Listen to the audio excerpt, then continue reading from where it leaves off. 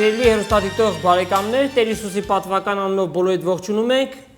Աստված բոլորիդ օրհնի, որ այս ժամին միացաք մեզ, որպեսզի Տիրոջ խոսքը լսեք, Աստծո ճշմարտությունները։ Ձեզ եմ ուզում ներկայացնել մեր այսօրվա հյուրին, որ հայրենիքից է ժամանել Վանաձորի Ավետանի հավատքի քրիստոնյաների եկեղեցու հովիվներից մեկին, Արտակ եղբայր Խաչատրյանին, բարի եկար եղբայր, խնդրեմ ողջուններդ մեր հեռուստադիտողներին եւ նաեւ հայրենիքից ինչ ունես, խնդրեմ, որպեսզի մեր հեռուստադիտողներին փոխանցես։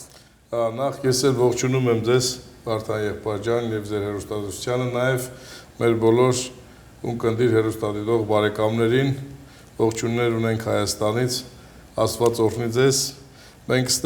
այստեղ ենք եկել ընկերոջս հետ Գեդեոն միջազգային կազմակերպության կողմից համաշխարհային միջազգային կոնֆերանսին մասնակցելու, որտեղ այնուհետև այցելեցինք մեր բարեկամներին, ընկերներին այստեղ եւ շուտով վերադառնալու ենք նորից հայրենիք Հայաստան։ Ես ինքս Վանաձորից եմ, ինչպես արդեն նշվեց, ծառայություն ենք անում, եկեղեցում ունենք բավականին քուրեր եղբայրներ, հայրորդիներ, որոնք ճշմարիտ ավետարանի լույսը ընդունել են, ճանաչում են Հիսուսին ու Տիրոջ անունը սուրբ պահում են։ Ավելի մանրամասը, եթե հնարավոր է, ձեր ծառայության մասին, անշուշտ գիտենք, ամեն եկեղեցի իր տեսիլք ունի, բայց գլխավոր մի բան կա, ավետանի տարածելու գործը, որ Տերը պատվիրեց, որ գնացեք ավետանը քարոզեք։ Այսօր մարդկության պետք է դա է, մանավանդ հայ ժողովրդի համար, մեր քրիստոնյա անունով կոչված ժողովրդի համար ամենակարևոր բանը ճանաչել ճշմարիտ Աստվածը եւ ունենալ հավիտենական կյանք։ Ինչպես մենք գիտենք, Տեր Հիսուսի վերջի պատվերը հրահանգը նա էր, որ գնացեք ու ավետարանը բովլանդակ ազգերին քարոզեք։ Թեև մենք իրականում, ասենք հայ ենք, հայ քրիստոնյա ենք, ես ինքս հայ եմ, իմ արմատները պապենական մուշից են, բայց ցավոք սրտի այսօր հայ լինելով շատ հայեր այդ ճշմարիտ լույսի մասին չգիտեն։ Ուղղակի անունով որպես քրիստոնյա կոչվում ենք, բայց ավետարանի լույսը դեռ շատերի համար անհասանելի է։ Ավետարանի խոսքը, երբ որ մենք կարդում ենք, Գործք առաքելոցի մեջ Տեր Հիսուսը Պողոսի շուրթերով մեզ պատգամ է տալիս, ասում է պատվիրում եմ ձեզ, որ ամեն մարդիկ որտեղ որ են, ապաշխարեն, դարձի գան, որպեսզի հավիտենական կրակի խորխորատներից ազատվեն։ Եվ մենք այդ նպատակով այսօր մեծ աշխատանք ենք տանում հնարավորին չափով մեր տարածքների մեջ ժողովրդին վկայելով, որպեսզի Քրիստոս կյանքի հետ հաղորդ լինեն մարդիկ։ Ոչ թե անունով կոչվեն քրիստոնյա միայն, այլ այդ Քրիստոս անձնավորությունը Աստծուն կենթանի ձևով հանդիպեն ու հաղորդակցվեն, որովհետև կյանքը Քրիստոս է եւ նա ոչ թե խաչ է, ոչ թե մի հատ փայտ է, ոչ թե ինչ-որ մի հատ կառույց է, այլ Քրիստոս կենթանի անձ է, աչք ունի տեսնում է, բերանունի խոսում է, ականջ ունի լսում է, որովհետեւ ամեն միանց հանդիպի այդ կենթանի կյանքին ու կյանք ունենա։ Այո։ Այս ճանապարհին ինչ դժվարություններ ունեք։ Գիտենք, վերջին ժամանակների մեջ ենք ապրում, հունցքի ժամանակներ, Տիրոջ գալուստն էլ շատ մոտ է, հետեւաբար նաև տարբեր կարգի դժվարություններ առաջանում են, ներքին, արտաքին երևելի, աներևույթ եւ սատանայի գործելակերպը շատ բազմազան է։ Ինքը ամեն արգելքներ հանում է, որպեսզի ավետանի լույսը չսփռվի։ Ինչ դժվարություններ ունեք։ Իրականության մեջ այդ դժվարությունները բավականին են, բայց առաքյալը մեզ շեշտում է, ասում է, մենք ծանոթ ենք թշնամու բոլոր հնարքներին, խորհուրդներին, որովհետև Աստծո հոգին մեր մեջ է, մեզ հետ է։ Այդ դժվարությունները պիտի լինեն, որովհետև Տեր Հիսուսը դեռ ինքը ասում է, որ ձեզ պետք է շատ նեղություններով երկինք մտնեք։ Մենք չենք նայում դժվարություններին, այդ դժվարությունները պետք է լինեն ու կան, բայց մենք ջանում ենք, որպեսզի հնարավորին չափով ավետարանի լույսը ավելի շատ սփռվի մարդկանց, որովհետև Աստծո խոսքը մեզ շեշտում է, որ վերջի ժամանակ շատերը աստվածպաշտության կերպարանք պիտի ունենան, բայց նրա զորությունը ուրացած պիտի լինեն։ Այսինքն մարդը պիտի կոչվի քրիստոնյա, մարդը պիտի Քրիստոս Աստծո անունը կանչի, բայց Քրիստոսին չճանաչի, հեռու լինի։ Եվ ամենամեծ արգելքը հանդիսանում է նրանում, երբ որ մարդը ինքը չի ճանաչում Աստծուն, բայց Աստծո անունով կարծում է, թե Աստծուն ճանաչում է, Աստծո անունով խոսում է, Աստծո անունով գործում է, բայց ինքը չի հասկանում ու չի ճանաչում։ Մեր աշխատանքն է, որպեսզի լուսավորենք մարդկանց ավետարանի ճշմարիտ լույսը իմանալու, Աստծո խոսքը կարդալու, ճանաչելու Աստծուն։ Սիրելի եղբայր, այսօր փորձենք ավելի արթնության կոչ անենք։ Հաճախ մենք տարվում ենք Քրիստոսի սիրով եւ այդ սերը քարոզում ենք, որ պետք է քարոզվի, մարդիկ ճանաչեն, որ Քրիստոս համակ սեր է, իր սերը այնպիսին էր, որ անգամ իր կյանքը դրեց համայն մարդկության համար, Սուրբը մեղավորների համար մեռավ, իր արյունը թափեց, բայց նաև Քրիստոս արդար է,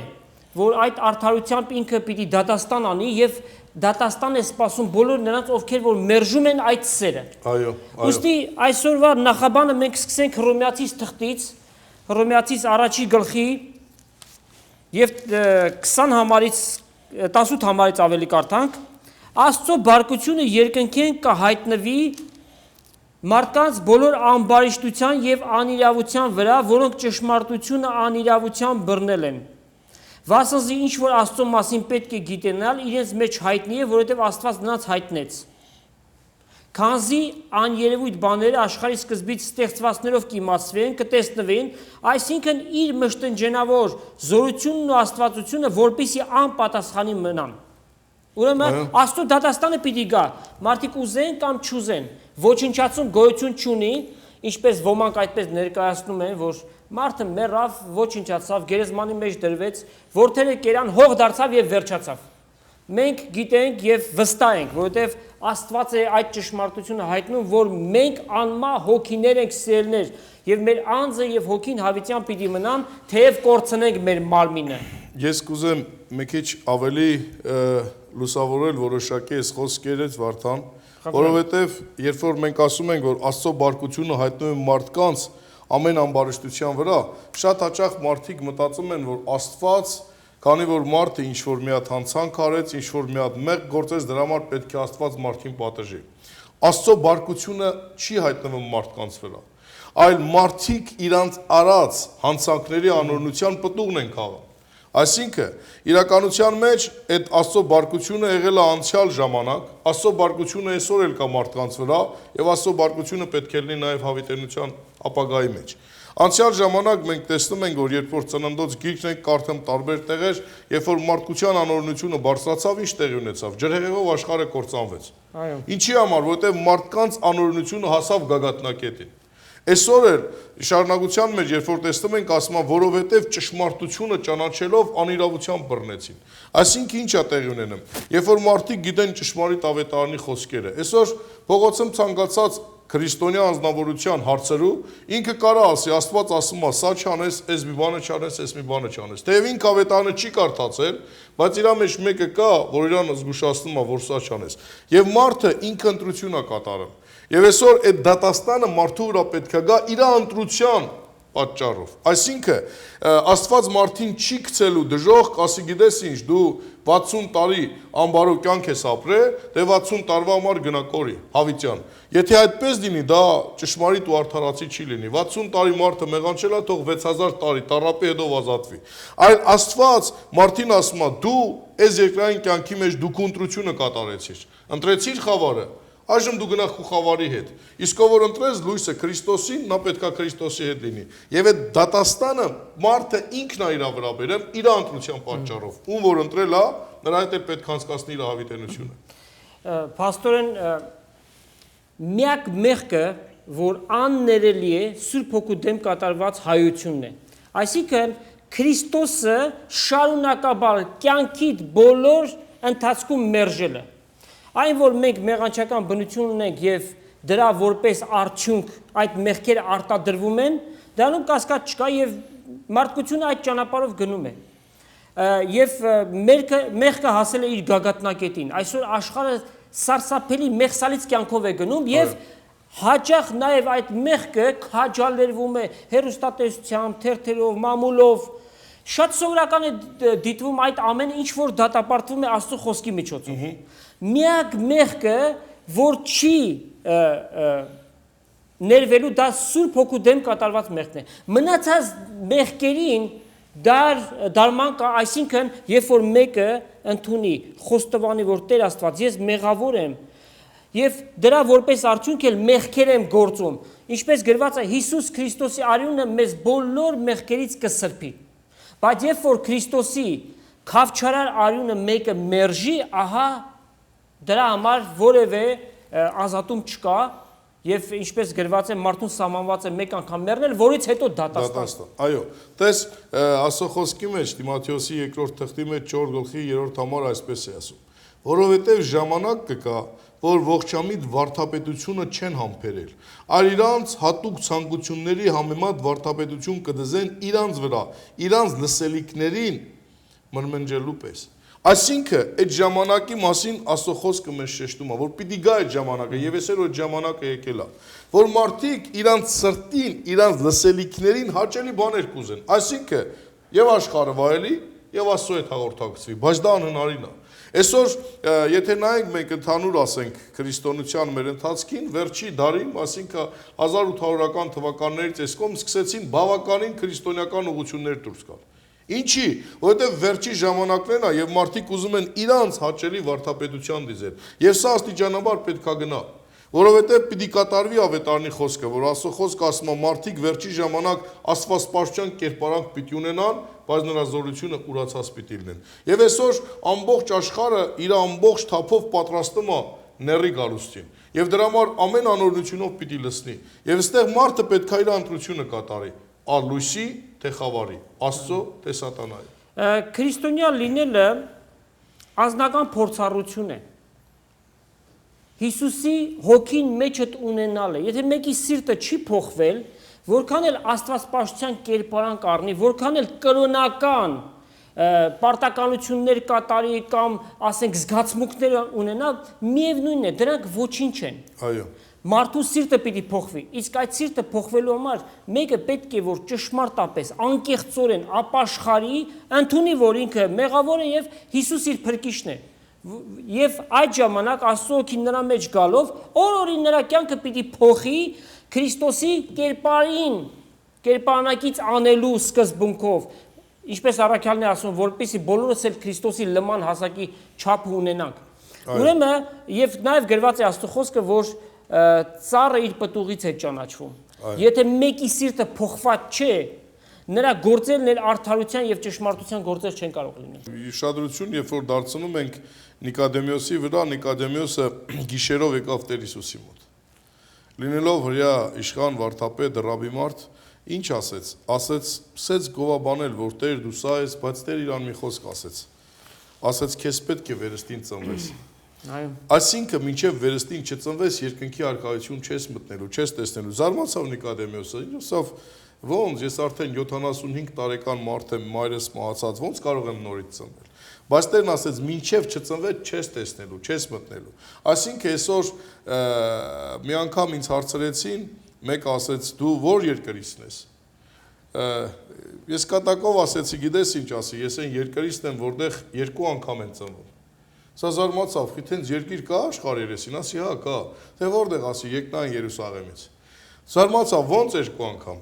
Այո, մինչև մարդը վերստին չծնվի, հոգևոր նորից իր էությունը չփոխվի, նա չի կարող Տիրոջ այդ երկինք մտնել։ Ինչքան ուզի մարդը իր ֆիզիկական ուժերով, ջանքերով ինչ որ մի բան անի, որպեսզի մեղքից հեռու կյանք ապրի, կարող է մի շաբաթ, մի ամիս, մի տարի, բայց մի օր իր հին էությունը պետքա դուրս գցի։ Իսկ որպեսզի վերստին ծնվի մարդը, պետքա անձամբ Տեր Հիսուսի հետ հանդիպում ունենա։ Պետք է Աստված իր հոգով այդ մարդի կյանքի մեջ էջ կանի։ Այդ մարդի ներսը պիտի փոխի եւ նոր մարդ պիտի ապրի Հիսուս Քրիստոսի նմանության ու պատկերով։ Եվ այդ նոր մարդն է, որ պետք է այդ մարդի մեջ իր կյանքը փոխի եւ որ այսօր նա ամբարսացնի։ Եթե այդ վերստին ծնունդը մարդու կյանքի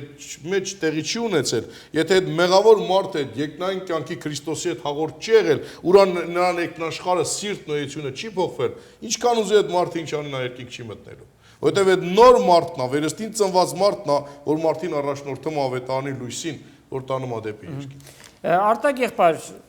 շատ տարածված մի այսպիսի մտայնություն կա, որ մարդիկ կան, որ շատ քաղաքավարի են եւ շատ բարեգործ են եւ բարի են եւ մարդկանց հետ իրենց վերաբերմունքը, շփումը շատ հաճելի է։ Ինչ պիտի լինի այդ մարդկանց վիճակը։ Արդյոք նրանք չպիտի փրկվեն, չէ որ ազգին օգտակար եղան, բարեգործություններ արեցին, աղքատներին կերցրեցին, եկեղեցիներ սարքեցին, շատ ու շատ բաներ արեցին, այդ մարդկանց վերջը ինչ պիտի լինի։ Կորինթացիս 13-րդ գլխի մեջ ստակ տալիս է։ Ընդհուպ ասում է, եթե մարմինս է կտոր անեմ, բաժանեմ, ունեցվածքս ողջ աղքատներին մատնեմ, բայց եթե սես չունենամ, ոչինչ եմ։ Երբ որ այդ մարդիկ բարի գործեր են անում, դա վերից է։ Տեր Հիսուսն ասաց, ոչ մեկը չի կարող մի բան անել, բարի եթե երկնքից չլինի։ Դա լավ բան է։ Երբ որ մարդը բարեգործություն անեմ, երբ որ մարդը զոհաբերություն անեմ, դա շատ ընտիր երևույթ է։ Եվ ընդունելին Հիսուս Քրիստոսի անունով։ Այո, Վարդան ջան։ Եթե անում է դա լավ է, բայց փրկության հարցում մինչև մարդը Տեր Հիսուսին որպես անձնական Տեր եւ Փրկիչ չընդունի, իրան մեղավոր վիճակը չընդունի, որ ինքը մեղավոր է եւ իր մեղքերի պատիժը միայն Հիսուսն է կրել Գողգոթայի խաչի վրա, մինչեւ Քրիստոսին անձնական Տեր ու Փրկիչ չընդունի, ինչքան ուզի բարեգործ լինի, չի փրկվի։ Ներող կլնես, մի հատ կոպիտ օրինակ բերենք, ասենք, եթե ես Ամերիկայում ստեղ ունենամ ինչ-որ մի գումար բանկի մեջ, եւ այդ գումարին ստանալու համար պետք է ես դեսպանատնից Ամերիկայի թույլատվություն ստանամ Հայաստանից, որ գամ ստեղ, որ այդ գումարն ստանամ։ Եթե ես թույլ չտամ, ես այդ գումարը ստեղ ոնց կարող եմ ստանալ։ Այդ ձև էլ ինչքան ուզի մարդը բարեգործություն անի, մինչև մարդը չփրկվի մեղքի գերությունից, մինչև մարդը Հիսուսի անունով քավություն չունենա, նա չի կարող փրկվել։ Փրկված մարդը պիտի ստանա վարձք։ Եվ դրա համար անկախ նրանից թող չխափի սատանան շատերին, որ գիտես, այս բարեգործությունը անես, այս ինչ բանն անես, վերջացավ, դու փրկված ես, ոչ, փրկվելու համար պարտադիր մարդը պետք է վերստին ծնվի, իր մեղքերից թողություն գտնի Հիսուսի արյան շնորհիվ,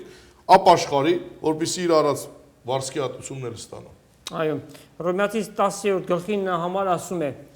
Եթե սրտիդ մեջ հավատաս, որ Աստված Քրիստոսին մեռելներից հարուցանեց, ու քու շրթունքներով դավանես այդ բանը, այսինքն հավատաս Քրիստոսի կատարած ամբողջ գործին, պիտի փրկվես։ Ուրեմն նախապայման կա, որ անպայման հավատքն է, որ փրկության է առաջնորդում, ճշմարիտ փրկարար հավատքը։ Ոչ թե հավատանք, որ Աստված կա, այսօր մարդկության մեծամասնությունը հավատում է, որ Աստված կա։ Միացյալ Նահանգներում ամեն տարի հարցախույզ են անում եւ 85-ից բարձր մինչեւ 92% մարդկանց մեջ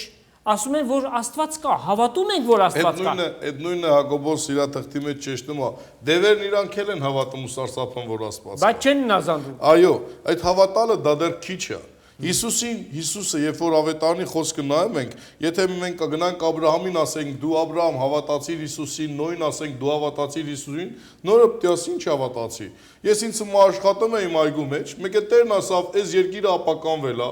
անօրենությունը, պղծությունը մտել է աշխարհ, այս երկիրը պիտի կործանեմ։ Մի հատ նավ կառուցի այս չափերով, որով որ այդ նավի մեջ մտնի փրկվի։ Ես պետք է ասի, ես հնազանդվեցի, ինձ Աստված ասեց, ես գնացի այդ նավը սարքեցի, ես փրկվեցի։ Աբրահամին ասես, Աբրահամ դու հավատքի հայր ես, դու ասես ինչ հավատքի հայր։ Աստված ինձ ասավ վեր կաց ստեղից դուրս արի գնայես ինչ տեղ է գնացի։ Աստված ինձ ասեց քու որդի Իսահակին բեր զոհի, վեր կալա տարազոհեցի։ Այսինքն լսեց Աստծո խոսքը, պահեց եւ կատարեց։ Այսինքն այո, այդ խոսքը մինչեւ մարդը այս ավետարանի խոսքը չլսի, չհնազանդվի, չկատարի, նա չի կարա փրկվի։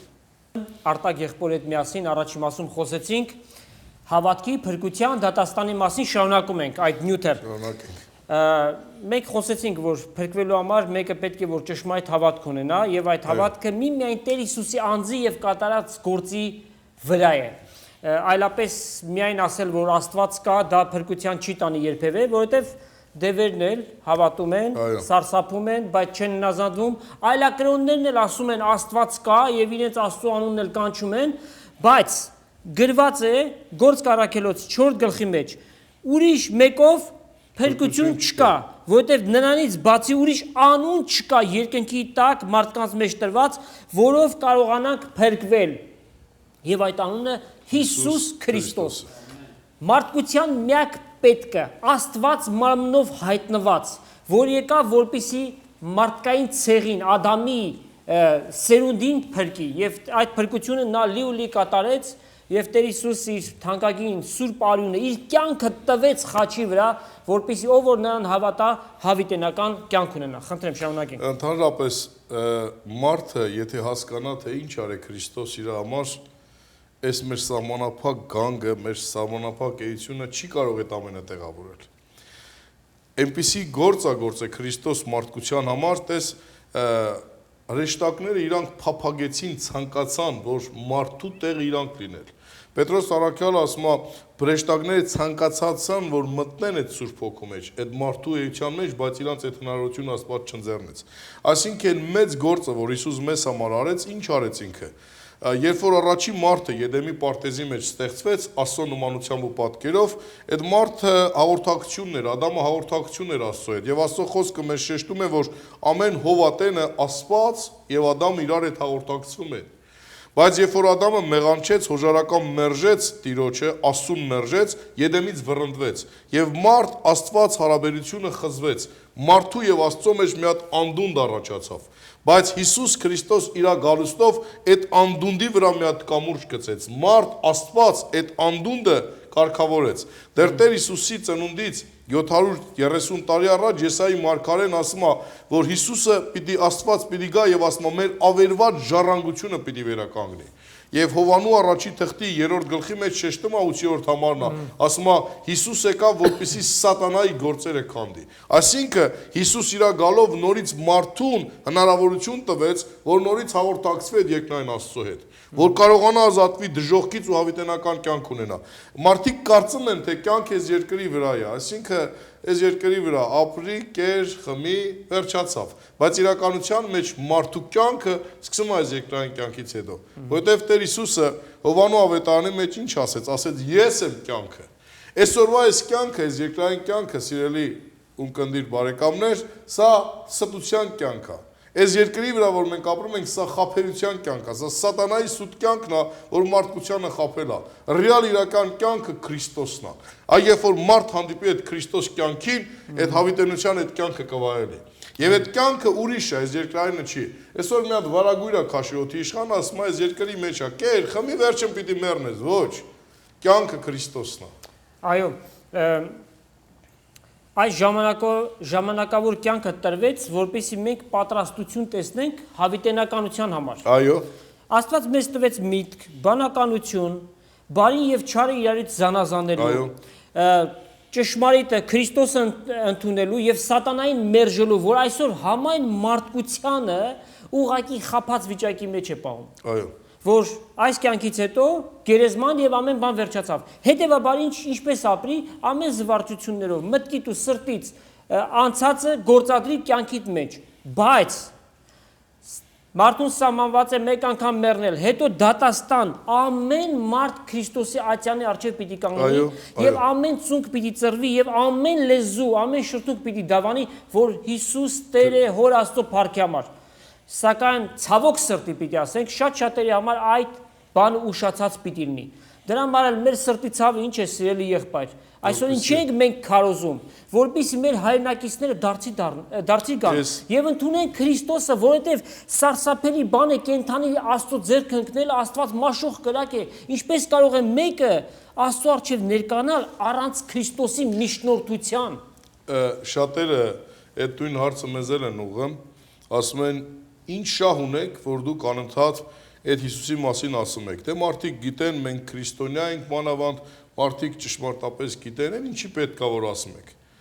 Ես մի ասեմ, ես եկաշարժի ժամանակ 1988 թվականին շատ ընկերներ ունեի, որոնցից ոմոնքները մահացան։ Ես ինքս էլ երբ որ ողջ մնացի, հրաշքով ողջ մնացի, որովհետև այդ օրը, որ ես ամսի դեկտեմբերի 7-ի օրը 88 թվականի 1900 երեկոյան ընկերներիս հետ պայմանավորվեցինք, որ պետք է Սպիտակ քաղաքում իրար հանդիպեինք ժամը 11-ին առավոտ, բայց վերջի ընթացքում ես ասի լավ երեկոյան կգամ, չգիտեմ ինչի Աստված դրեց այն ժամանակ չէի հասկանում, որ ժամը փոխել։ Եվ երբ որ ես չգնացի, իմ ընկերները բոլորը գնացին եւ ոչ մեկը կենթանի չմնաց, բոլորն էլ մահացան, եւ եթե ես այն ժամանակ իմանայի, որ ինչ որ մեկը գիտեր, որ պետք է եկաշարժ լիներ, ու պետք է այդքան մարդիկ մահանային, եւ եկաշարժից հետո մենք իմանայինք, որ ինչ որ մեկը գիտեր ու չէր ասել, մենք այդ մարդին անձամբ ես կխեղդեի։ Կասեի, բարեկամ, դու գիտեիր, որ պետք է այդ ձևի արհավիրք լինի ու բազում մարդիկ պիտի մահանան, ինչու չասեցիր։ Դու կասեիր, ով կհավատար դուրս կգար տներից, ով չէր հավատա, թող իր դժվարություններ կաշի։ Այսօր էլ ավետարանի խոսքը մեզ ասում է Տերը, որ մենք ծրի առել ենք, պարտավոր ենք ծրի տալու։ Որովհետև ոչ թե այստեղ ֆիզիկական մի 50-100 տարվա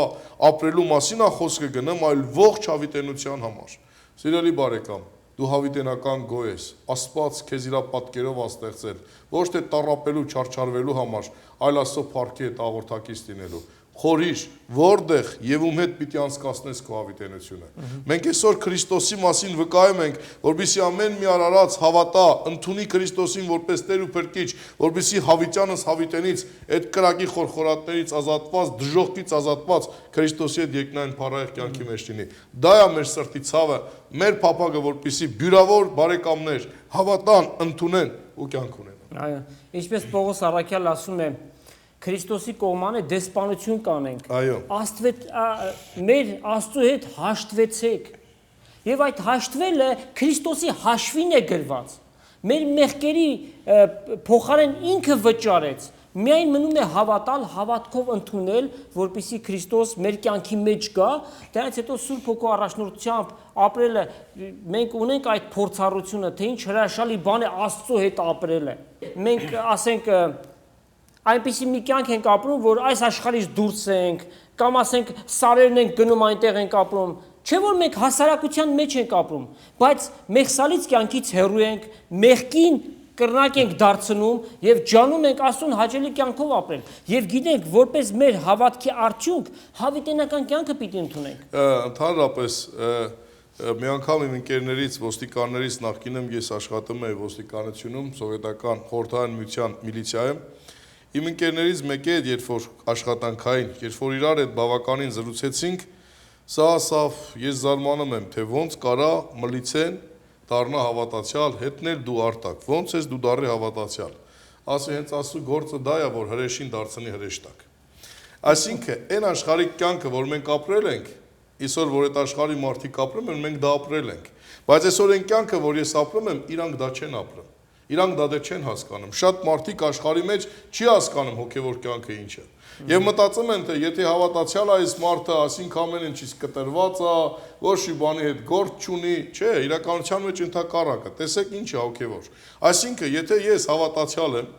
իմ անհավատ ժամանակ, եթե ես իմ հայրենիքը սիրել եմ 50%, Հիմա եթե ես դառել եմ հավատացյալ, իմ հայրենիքը սիրում եմ 150%, որովհետև Քրիստոսը կատարյալ է, նա իմ մեջ գալով այդ սերը իմ մեջ դնում է, ավելի եմ սեր դնում։ Եթե ես իմ հարազատը, իմ բարեկամին հարգել եմ 100%, Քրիստոս իմ մեջ գալով դա դառնում է 200%։ Այսինքն ավելի, որովհետև ավետարանի խոսքը ասում է կատարյալ եղեք, ինչպես ձեր երկնավոր հայրը կատարյալ է։ Այսինքն հոգևոր մարդը ջանում է կատարյալ Քրիստոսի լման հասակն ունենա եւ աշխատում է ամեն կերպ Քրիստոսին հաճեսնի եւ իր ապրած կյանքով Քրիստոսին փառք բերի։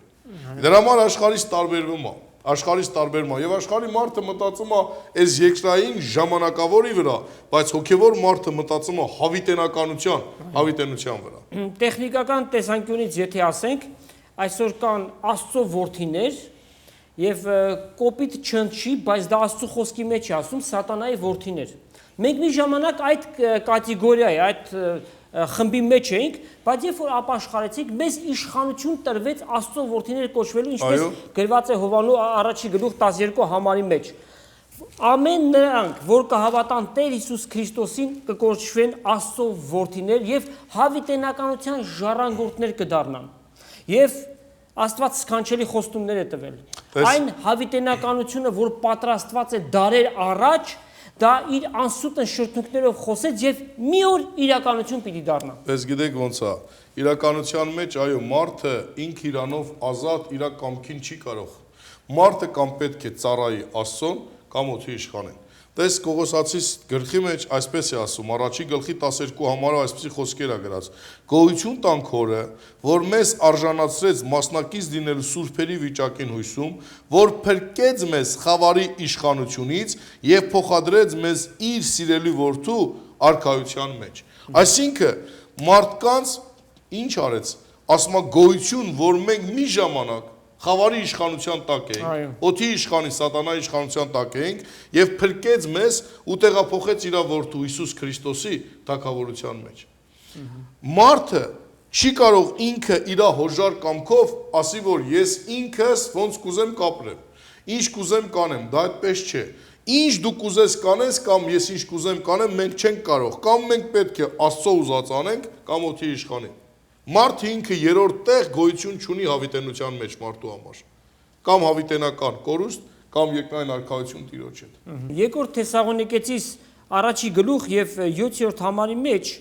Կարդանք միջև 10-րդ համարը։ Այսպես է գրված. Տեր Հիսուս, երբ որ երկնքից հայտնվի իր զորավոր հրեշտակներով,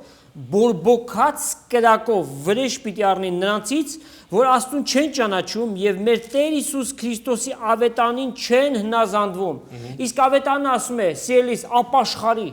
Եվ երբ որ եկան աշակերտներին հարցեցին, եղբայրներ ինչ անենք, նրանք ասեցին ապաշխարեցեք։ Եվ Տեր Հիսուս ասաց, որ ապաշխարեն, եւ բոլոր մարգարեները եւ բոլոր ավետանիչները վկայեցին, ապաշխարեցեք։ Այսինքն, ինչ է նշանակում ապաշխարել։ Ապրելակերպի եւ մտածելակերպի վերափոխություն։ Ինչ է սա։ Այսինքն մարդը պետք է գիտակցի առաջի հերթին, որ մինչև այսօր ինքը ինչ կյանք որ ապրել է, դա Աստծուն հակառակ է։ Պետք է հասկանա, որ իր արած գործերը, իր ապրածը, որը որ ավետարանի խոսքին հակառակ է, դա Աստծուն հակառակ է։ Եվ այդ գիտակցության հանդերձ գալով մարդը պետք է խնդրի Աստծուն, որպեսզի Աստված փոխի իր ընթացքը եւ հետ դառնա իր մեղսալից կյանքից, հետ դառնա այն չար արարքներից, Աստծո խոսքին հակառակ բոլոր գործերից եւ ընդունի ավետարանի խոսքը Քրիստոսին եւ ջանա այդ խոսքի մեջ ապրի ու առաջ գնա։ Մինչև մարդու մտածելակերպը եւ ապրելակերպը փոփոխություն տեղի չունենա, այդ մարդը չի կարող ասի, որ ինքը ապաշխարած է։ Ապաշխարել նշանակում է մտածելակերպի եւ ապրելակերպի վերափոխում, որ դուրս գա մարդը, դուրս գա աշխարհից։ Շարունակենք 9-րդ համարից։ Այո։ Որոնք պիտի պատժվեն հավիտենական ավերումով ու պիտի վտարվեն Տիրոջ երեսից ու նորազորության փառքից։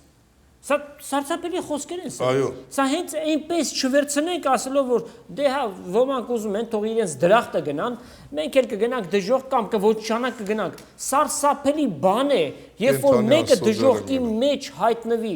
այդ կրակները երբեք չեն մարում, հավիտյանս հավիտենից։ Ինչու ասում ծծումբով այրված, որովհետև այդ ծծումբը անընդհատ բորբոքում է այդ կրակը եւ դրան վերջ չունի։ Իսկ մարդն էլ չի ոչնչանալու, այլ իր ինքնությունը, իր եսը պիտի պահպանվի եւ այդ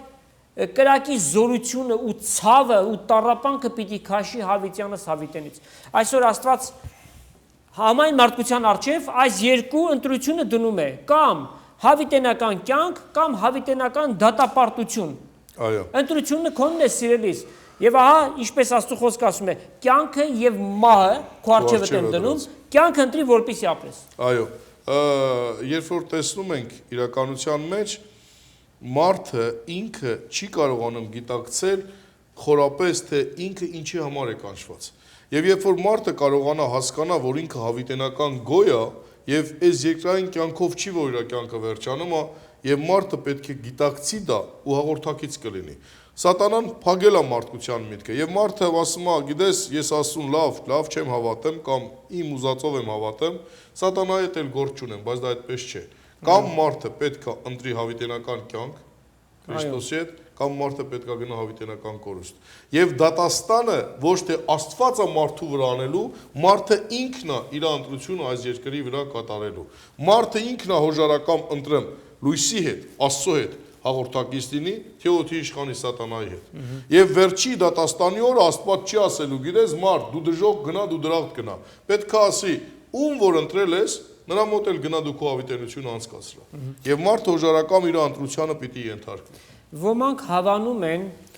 հավիտենականության, հավիտենական կյանքի, դրախտի գաղափարը,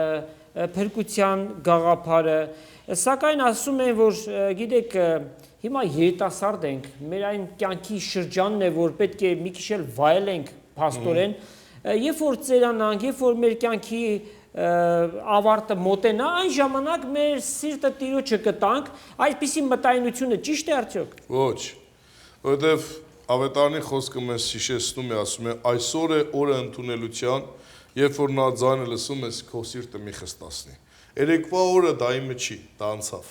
Վաղվա օրն էլ իմը չի, ես չգիտեմ վաղը ինձ հետ ինչ կլինի, այսօր է օրը ընտրության։ Եվ եթե ճիշտ ընտրություն չի անում մարդը, վաղվա չի կարող ասել, տեսեք, ինչքան միլիոնավոր մարդիկ երկրագնդի վրա ամեն օր քնում են եւ չեն արտանում։ Հարյուրավոր միլիոնավոր մարդիկ տանից դուրս են գալիս եւ տուն չեն վերադառնում։ Հազարավոր մարդիկ դուրս են գալիս փողոց եւ տուն չեն կարողանում հասնել։ Ավտովթարի տակ են ընկնում տարբեր իրավիճակներ եւ ոչ մեկս չգիտենք, բայց Տեր Հիսուսն ասեց, որ պատրաստները պիտի երկինք գնան։ Այսինքն մենք ամեն օր պետք է պատրաստ լինենք եւ այսօր օրը ընդունելության, այսօր օրը Քրիստոսին ընդունելու։ Վաղը միգուցե քեզ համար ուշ լինի։ Այո, երբ որ խոսքը լսում ես, սիրտդ մի խստացում, Աստված ուզում է, որ ընդունելություն գտնի քո էությանդ մեջ, թույլ տուր այդ բանը։ Աստված Սուրբ երրորդությունը պիտի գա եւ բնակություն պիտի հաստատի եւ դու պիտի դառնաս տաճար Սուրբ Հոգու։ Սա մեծ պատիվ է, սա առանձնաշնորհում է եւ գիտենք, որ շատերը այս կյանքից պիտի հեռանան այնպես առանց Աստծուն գտնելու, որտեվ լայն է այն ճանապարհը, որ դեպի կորուստ կտանի եւ շատերն են, որ նրանով կգնան, բայց Աստված ասում է նեղ ճամփայով մտեք, որ դեպի հավիտենական կյանք է տանում։ Եվ այդ հավիտենական կյանքը 100, 200, 500 տարի չէ, անվախճան դարեր, անհաշիվ։ Աստծուն ներկայության մեջ Հիսուս Քրիստոսի պայծառ երեսը պիտի տեսնես եւ իր հետ պիտի ապրես հավիտյանս հավիտենից։ Հովհաննեսը առաջի թղթի մեջ գրում է առաջի գլխի հենց առաջի թղթից ասում է այս է այն ավետիքը, որ մենք առանք ու ձեզ տալիս ենք, որ Աստված լույս է ու նրա մեջ բնավ խավար չկա։ Եվ ասում է եւ մենք տեսանք, ճաշակեցինք, շոշափեցինք նրան ու գրում ենք ձեզ, որ դուք էլ հաղորդակից լինեք նրան, որպեսզի ձեր ուրախությունը կատարյալ լինի։ Այսինքն սիրելի բարեկամ, այսօր անկախ նրանից երկրագնդի երեսին ինչ գործի տեր ես դու, ինչ ցեղից ես, ինչ ազգից ես, ինչ կրթություն ունես, միևնույնն է, քո ուրախությունը կատարյալ չի։ Դա ժամանակավոր է, համոզված ենք, որովհետև որոշակի մենք էլ ենք որոշ բաներ ունեցել։ Երբ որ հասնում ես քո ուզածին, վերջանում է, բայց իրական ուրախությունը, կատարյալ խաղաղությունը, երջանկությունը Հիսուս Քրիստոսի մեջ է։ Հանդիպի Քրիստոսին, ինքը կանգնած է քո սրտի դռանը ու թակում է, բացի քո սիրտը ունաներս պիտի մտնի։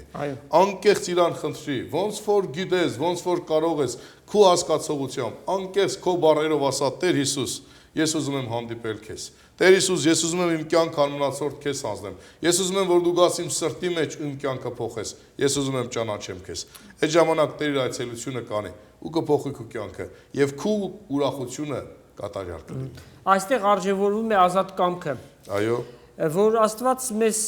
ռոբոտներ չի ստեղծել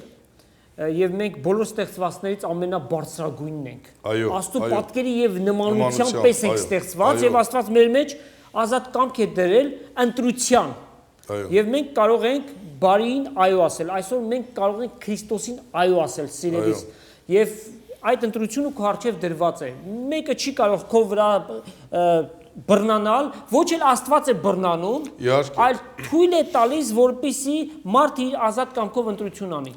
Ով որ հավատա, ով որ ընդունի։ Եթե մենք մի քայլ անենք, Աստված հարուրապատիկը մեր հանդեպ պիտի կատարի։ Եվ այսօր Տեր Հիսուս իր ձեռքերը բացած սպասում է. «Ինձ եկեք բոլոր հոգնածներ եւ բեռնավորվածներ, եւ ես ձեզ հանգստություն պիտի տամ, եւ ես ձեզ խաղաղություն, սեր, համերաշխություն, հավիտենական կյանք պիտի տամ», ամենակարևոր բանը, որ այսօր մարդկության համար ամենաանհրաժեշտն է։ Այսօր ամբողջ աշխարհի մարդկությունը, երբ որ նայում ենք, քաոսի մեջ է։ Օրինակ, մեր երկրներից Հայաստանից ջանում են գալ, ասենք Ռուսաստան, Եվրոպա, Ամերիկա, Ռուսաստանից ջանում են մարդիկ կան Եվրոպա, Եվրոպայից Ամերիկա, Ամերիկայից Ավստրալիա, եւ այս քաոսը շարունակվում է։ Գիտեք ինչն է պատճառը, որովհետեւ մարդկանց սրտի մեջ առաջի հերթին չկա այդ ուրախությունը, խաղաղությունը։ Մարդը փնտրտուքների մեջ է եւ անդադ փնտրում է ինչ-որ մի լավ բան, ինչ-որ մի լավ բան, բայց իրականության մեջ մարդը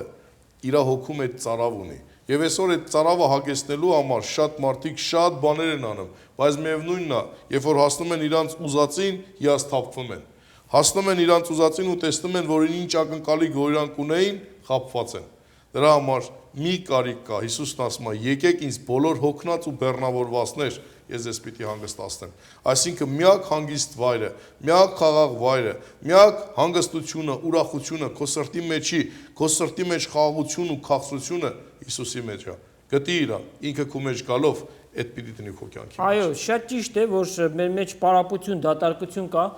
թե մեր ստամոքսները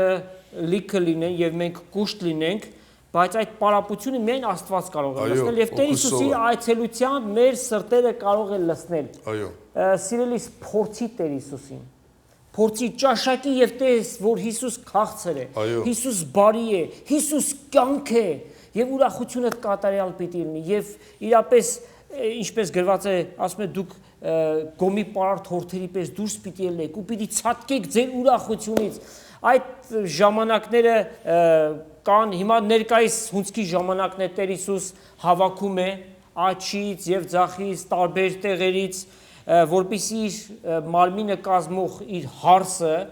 ամբողջացնի, որպեսզի իր երկրորդ գալստով իր մոտ առնի։ Ուստի ժամանակները շատ մոտ են, մենք չգիտենք Տիրոջ գալուստը երբ կլինի, այն կարող է հանկարծակի տեղի ունենալ, երբ որ մարմնի վերջի անդամը այո, լրանա, իսկ չենք կարող ասել այսօր թե վաղը երբ կլրանա, միայն Տերը գիտի թե դա երբ կլինի։ Հետևաբար պետք է որ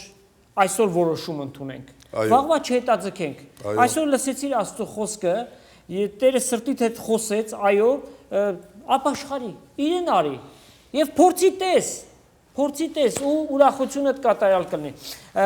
Մի խնդրանք նույնպես ես կասեի, որ ցավոք սրտի ես գիտեմ շատ մարդիկ այս վերջի ժամանակների մեջ հեռուստացույցերով տեսնում են միշտ այս ձևի հոգևոր հաղորդումներ, բայց իրանց վերջնական քայլը չեն կատարում։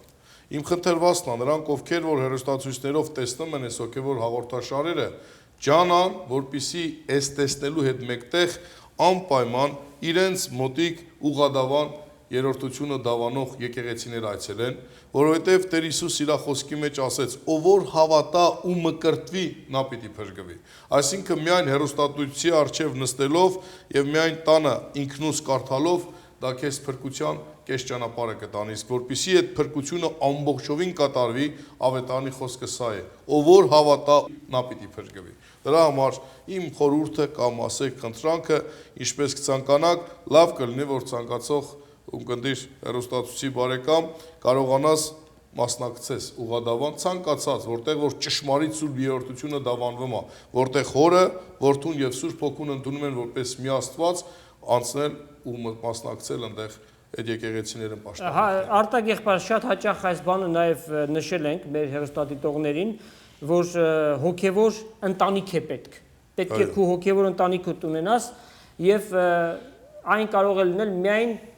Սուրբ երրորդությունը դավանող եւ քարոզող եկեղեցում։ Այսօր հարանվանությունները շատ են եւ մեզ հաճախ հարց են տալիս, դուք որ հարանվանությունների հետ եք գործակցում, մեր պատասխանը հետեւյալն է. բոլոր նրանց հետ, ովքեր որ անկեղծ սրտով Հիսուս Քրիստոսը Տեր եւ Փրկիչ դավանում ու քարոզում են, մենք բոլոր նրանց հետ գործակցում ենք եւ գտեք ձեզ հարմար եկեղեցի, որտեղ որ ձեր հոգիների այդ չորությունը, այդ պարապությունը կլցվի եւ դուք ուրախ կլնեք եւ Աստծո խոսքը ձեզ կկերակրի։ Եվ նաեւ աղոթքը շատ անհրաժեշտ է մեկի կյանքի մեջ, ընդհանրապես հավատացյալները առանց աղոթքի չեն կարող եւ նրանք ովքեր որ նոր են հավատքի գալիս, աղոթքը այդ շնչառությունն է նրանց, որ նրանք պիտի ունենան։ Ընդհանրապես ասենք, երբ որ տեսնում ենք թռչունին, մի թևով թռչուն չի կարա թռնի։ Թռչունը ունի երկու թև եւ այդ թռչքի ժամանակ այդ երկու թևերն էլ պարտադիր են։ Այդպես էլ հոգեվոր ազնվորության համար երկու թև կա։ Առաջի թևը թևերից մեկը աղոթքն է, թևերից մեկն էլ Աստծո խոսք կարդալն է։ Աստված ուզում է, որպեսզի այդ երկուսը մեր կյանքի մեջ լինի, որովհետեւ աղոթքի ժամանակ դու ինքդ խոսում ես երկնավոր Հորդ հետ։ Քո սրտի եղածը, քո սրտի իղձերը, փափագը, բաղձանքը դու ասում ես Տիրոջը։ Իսկ կարդալու ժամանակ դու լսում ես, թե Աստված ինչ է քեզ ասում։ Այսինքն կարդալն ու աղոթելը դրանք հարատև իրար հետ զուգընթաց միջոց են, որ պարտադիր երկուսը պետք է լինեն։ Մեկի միջոցով դու աղոթքով խոսում ես Հորդ հետ, իսկ կարդալով լսում ես, թե քո Հայրը ինչ ասում քեզ։ Դրա համար այս երկուսը պետք է հարատև ամեն օր զուգահեռ մեր կյանքի մեջ լինի։ Արտակ եղբայր, մեր հաղորդման վերջավորությանը հասանք, անհրաժեշտությունը կա, որպեսզի մեր հեռուստադիտողներին առաջնորդենք մեղավորի աղոթքին, շատեր ասում են, որ գիտեք, մենք չգիտենք ինչ բառերով աղոթենք, բառերը կարևոր չեն, կարևորը, որ այն քո սրտիցդ բխի,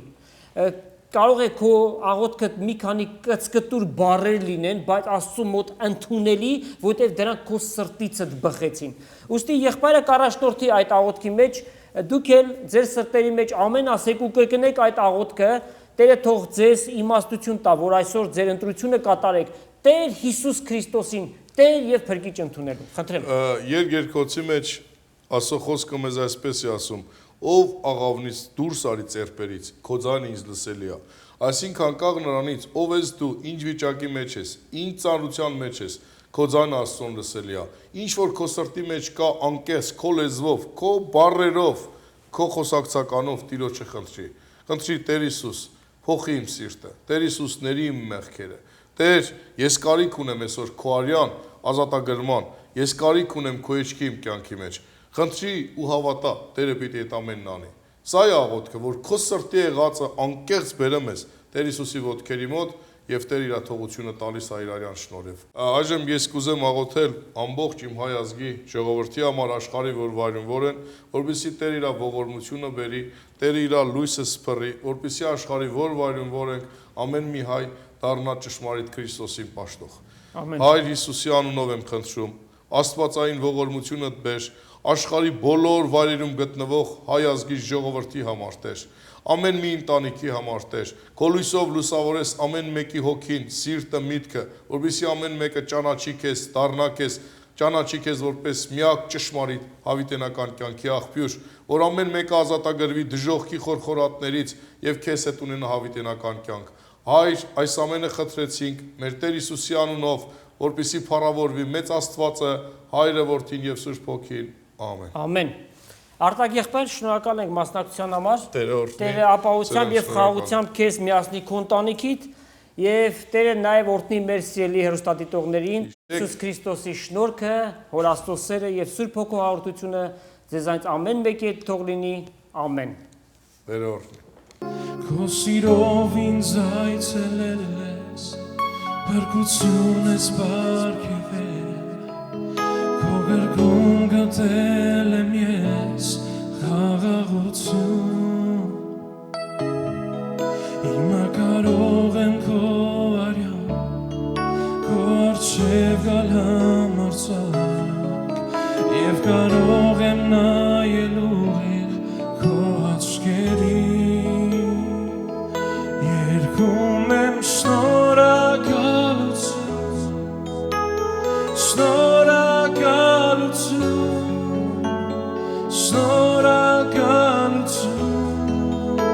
Հիսուս ամեն բանի մեջ,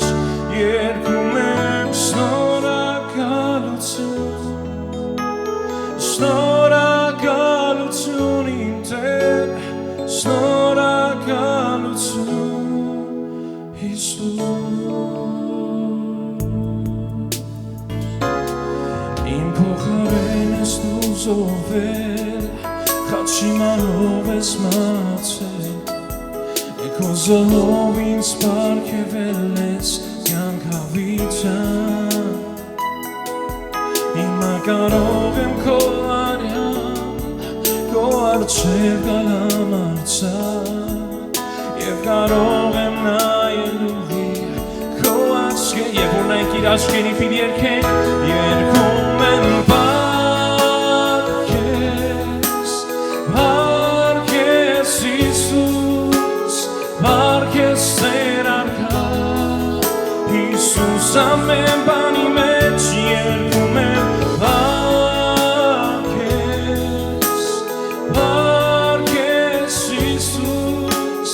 պարքես Տեր արքա, Hիսուս, me has sonado en tus brazos y me has dado salvación, de tu amor has derramado en mi corazón, no podré agradecerte lo que has hecho por mí, solo puedo darte ahora mi canción, yo te doy gracias, gracias Señor, gracias mi Señor Jesús, cantemos gracias, gracias Señor,